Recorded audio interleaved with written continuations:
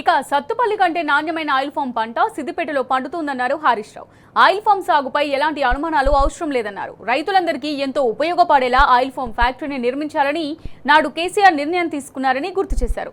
ఇదంతా కాళేశ్వర జలాలతోనే సాధ్యమైందని మరోసారి స్పష్టం చేశారు హరీష్ రావు. ఇక్కడ వచ్చిందంటే కాళేశ్వరం జలాలు ఈ భూమిని ముద్దాడడం వల్ల, ఈ ప్రాంతంలో తేమ శాతం పెరగడం వల్ల, ఈ జిల్లాలో రిజర్వాయర్లు కట్టడం వల్ల, ఈ ప్రాజెక్టు ద్వారా చెరువులు నింపడం వల్ల ఈ ప్రాంతంలో ఆయిల్ పామ్ సాగుకు యోగ్యంగా మారింది.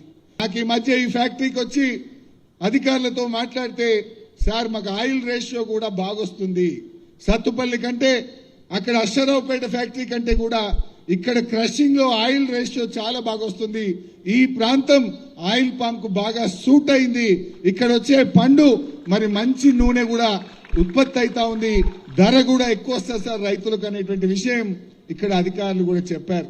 అంటే రైతులకు ఎటువంటి అనుమానాలు పెట్టుకోవాల్సిన అవసరం లేదు.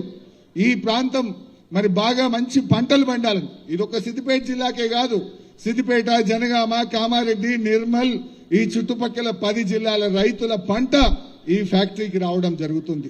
ఆనాడు కేసీఆర్ గారు మరి ఈ రైతాంగానికి మేలు జరగాలి, అధిక దిగుబడి కలిగిన పంటలు పండాలని 300 కోట్లతో ఈ ఫ్యాక్టరీ ఈ ప్రాంతానికి మంజూరు చేసినందుకు వారికి కూడా నేను ఈ వేదిక నుంచి ధన్యవాదాలు తెలియజేస్తా ఉన్నా.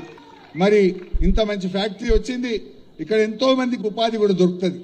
ఆ రోజు మేము అనుకున్నది దాదాపు ఒక 500 మంది ఇక్కడ పనిచేస్తారు, పరోక్షంగా ఒక 1500 మందికి లారీలు కానీ, ట్రాన్స్పోర్ట్ కానీ, హమాలీ కానీ రకరకాలుగా మరో 1500 మందికి ఇక్కడ ఉపాధి దొరుకుతుంది.